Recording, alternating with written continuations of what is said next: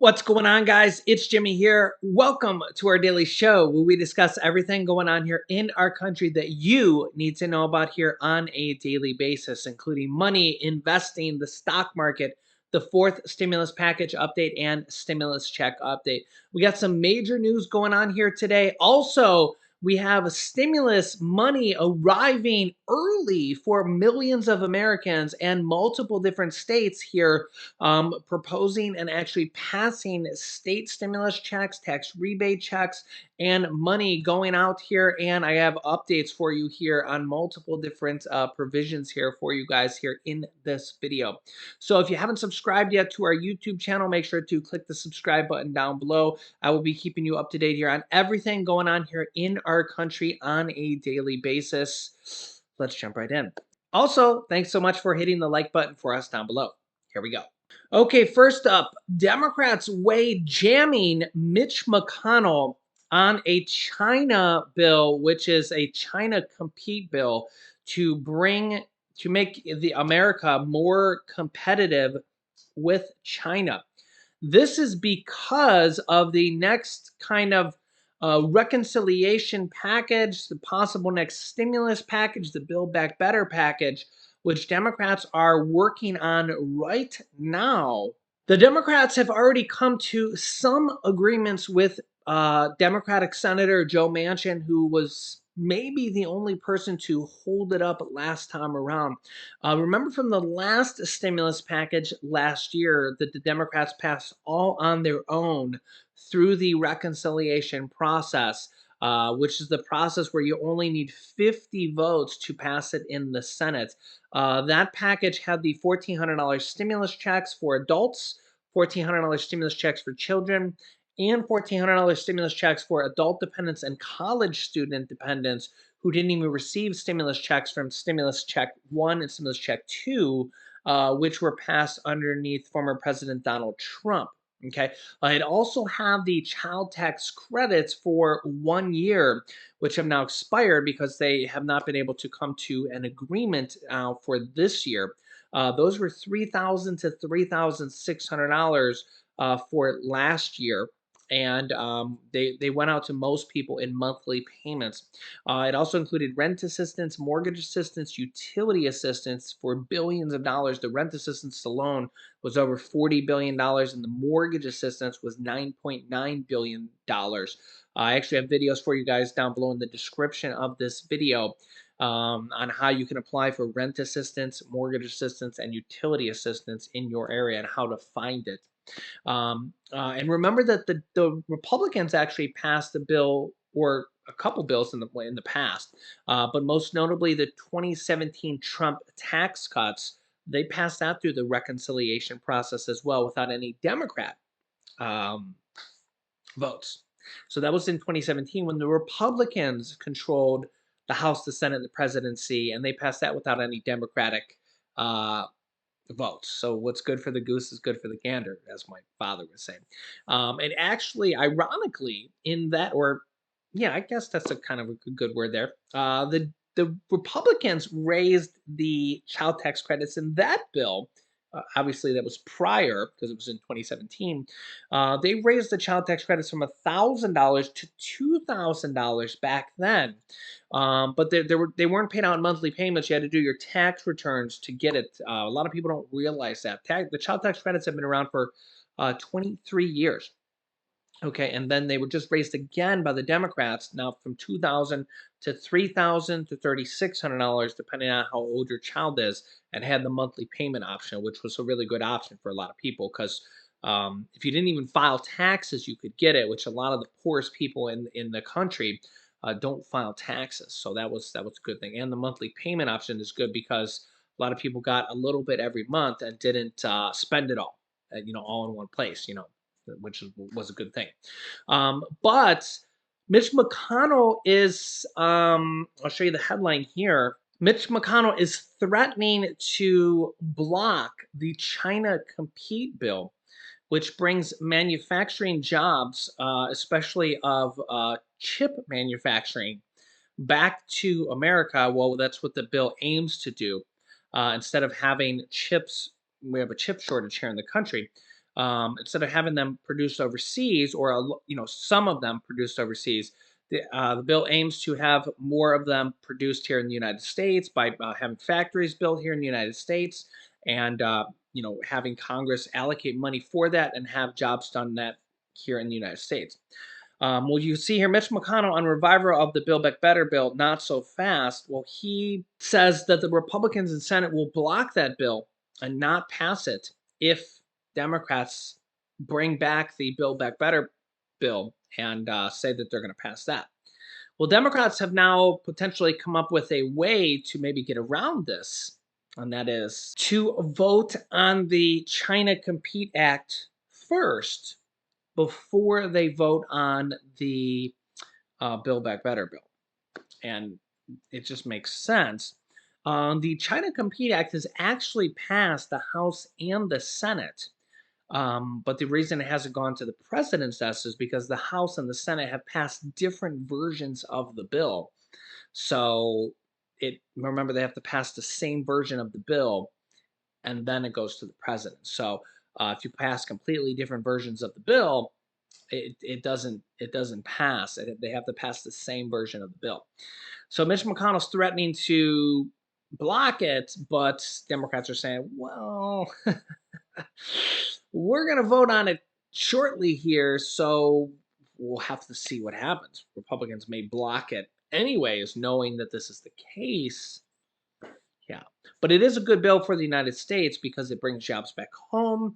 And we have a chip shortage. This is part of the reason why we've seen the price of automobiles skyrocket here. If you've seen the price of cars lately, they're selling for thousands of dollars over MSRP, even for just average, everyday, basic cars. Luxury cars are going for way over MSRP.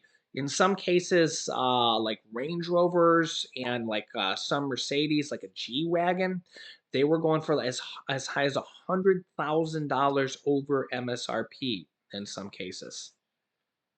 I know, completely unbelievable, and obviously that's a different class of car, but that's just kind of the how crazy things have gotten in the car industry right now. But even like regular everyday cars, like Hondas and Toyotas and stuff, are selling for thousands of dollars over MSRP.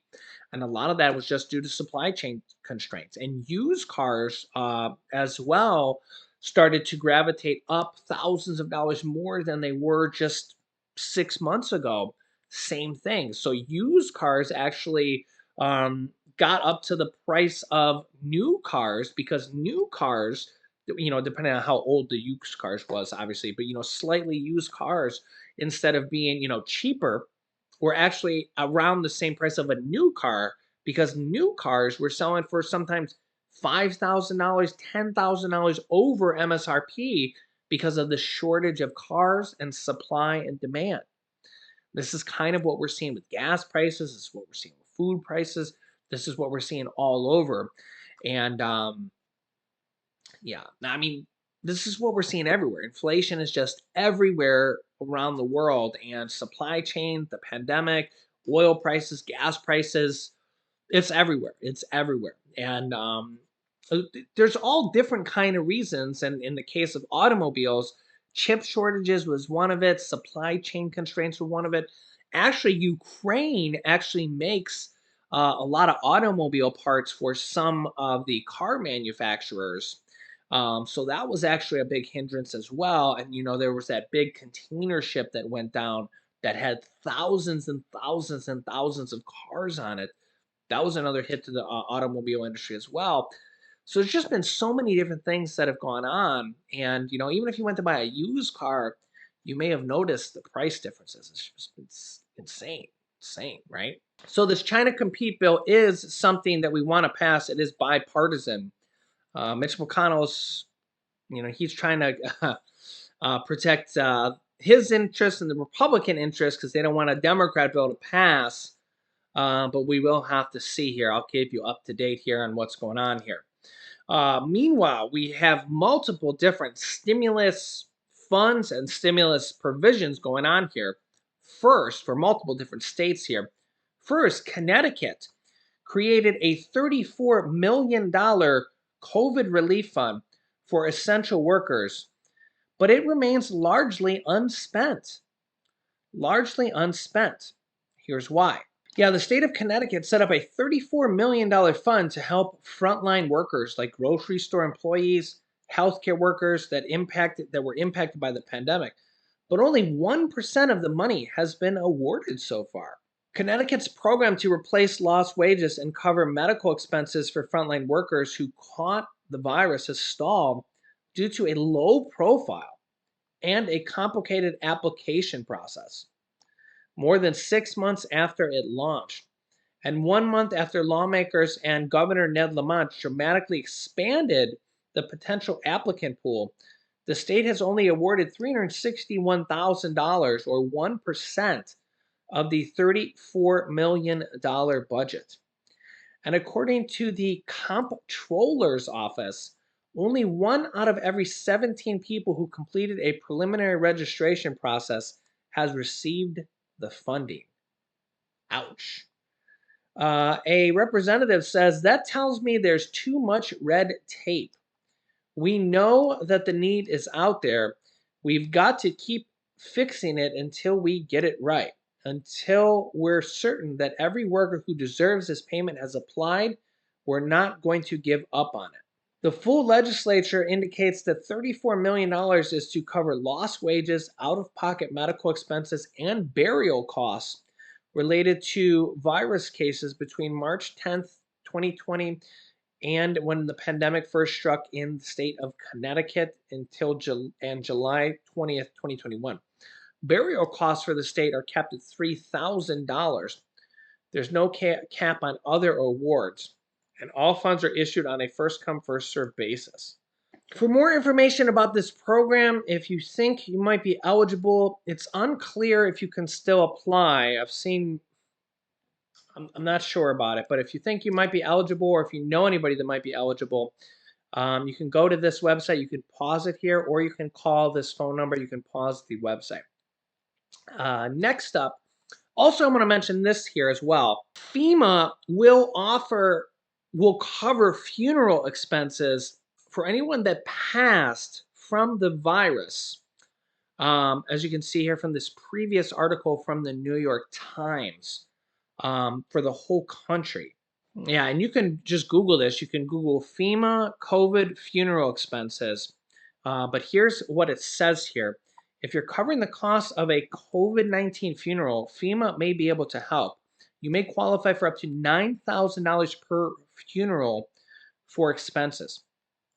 If you have questions, you can call this phone number here on the screen, which is 844-684-6333, Monday through Friday from 9 a.m. to 9 p.m. Eastern Time.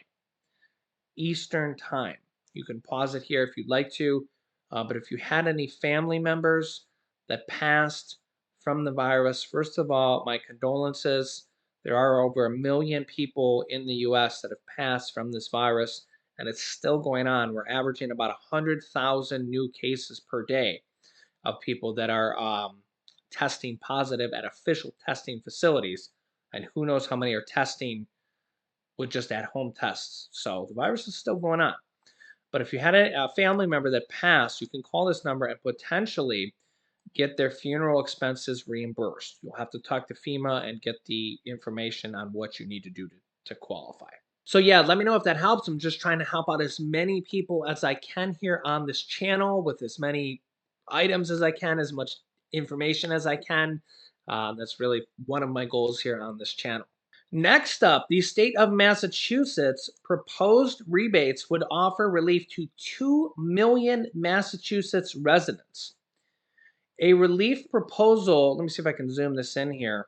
House Democrats estimate their new tax rebate plan would help more than 2 million Massachusetts residents, and the $500 million program might only represent an opening salvo of the tax relief proposals, which means that there could be more for the state of Massachusetts.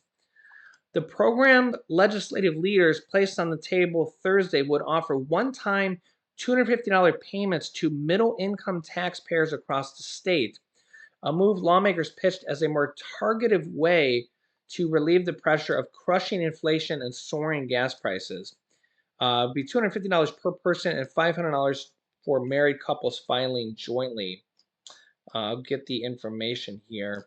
It would steer rebates to more than 2 million taxpayers with the total cost of $510 million, dollars, which appears to likely bite off only a portion of a historic surplus, which one group estimated last week will total $3.6 billion by the time all the numbers are finalized. Quote, everything is on the table, and until we quantify it, I think that I wouldn't want to start making guesses about what's going to be in that. The proposal yesterday would offer one-time rebates of $250 to eligible individual taxpayers and $500 to married taxpayers who filed jointly. Now, here's what's kind of weird about this one for this state. I haven't seen other states that did this. To qualify, individual filers must have reported between $38,000 and $100,000 in income in 2021, while married joint filers have reported an annual income between $38,000 and $150,000 last year. That is a really strange type of deal. Yeah, and this is exactly what I was going to say, but here's the quote. This proposal excludes the state's lowest income residents. That's it. That's the tweet. Massachusetts Budget and Policy Center President Marie Francis Rivera tweeted, and Democrats announced the measure after Democrats announced the measure, which is unbelievable. I don't even know how they would come up with something like that. I'm very disappointed with the Democrats from this state, but it's not passed yet. It's still up for debate. And they said here, Mariano said Democrats felt they already steered assistance toward base staters on the bottom rung of the income ladder with the pandemic era premium pay program, which sent $500 checks to workers who earned between $13,500 and roughly $38,600 in 2021 and did not receive unemployment benefits in that span. We just spent $500 million on low income folks who were adversely affected by the pandemic loss of jobs. So we felt that we had addressed a lot of the needs there. Next up, the state of New York. As you can see from here, stimulus check 2022 update. New York State property tax rebate has arrived early. And I know this for sure because I've already seen some comments in the comment section of some people saying they have already gotten their checks.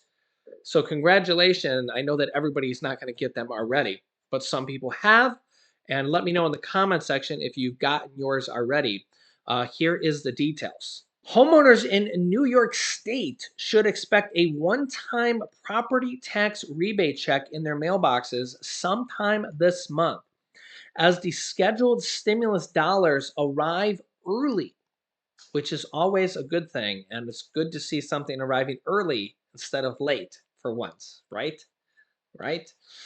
A total of $2.2 billion in tax relief. That's with a B, and it's nice to see billions of dollars in tax relief or stimulus relief. It literally says here, scheduled stimulus dollars. So $2.2 billion in stimulus relief or tax relief will be distributed to New York homeowners under the statewide homeowner tax rebate credit plan. Say that 10 times fast.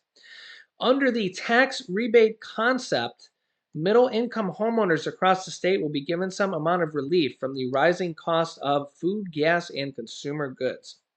New York Governor Kathy Hochul said that the budget, which authorizes the distribution of tax funds, provides much-needed tax relief for thousands of small businesses and millions of New Yorkers. Checks were initially expected to begin reaching milestones by late June and early July, but reports revealed how the Department of Taxation and Finance was ahead of schedule and had already delivered 1.8 million checks statewide as of last week. It means that most people received their checks ahead of the June 28th Democratic primary, which Hochul won. Pretty cool. Most eligible New York residents have received their payments or checks, but if you have yet to receive yours and you're still not sure if you're eligible, the government website lays it out in detail, which is a long website. It's tax.ny.gov/pit/property/property -tax-relief.htm. You might just want to Google it. To get the tax rebate, according to New York, residents must have lived in a school district that complied with the New York State property tax cap, and you must have had an income of less than 275,000. Yeah, so I will keep you up to date here. There's a lot more states doing this exact type of thing, and there's a lot of states that have done multiple rounds and are considering more rounds here in the future. In fact, New York's just done a bunch of kind of one-off things like this here, and I will keep you up to date here as multiple states do this type of stuff here going forward. Anything that's in the news, I will keep you up to date with. So please make sure to subscribe down below and click the bell icon down below. It's completely free, so you get notifications when we go live here. Remember, new videos go live here on our YouTube channel every day at 10 a.m., 3 p.m., and 8 p.m. Eastern Standard Time. Tune in at those times to our YouTube channel so you don't miss out on any new updates, and I will keep you up to date here with everything going on here on our YouTube channel. You can click here to see the new agreement that the Democrats just made with Senator Joe Manchin. And also here is some more checks that are going out here very soon, this month even, for multiple different states. So click on one of those videos next. Thanks for watching, guys, and I'll see you in the next video.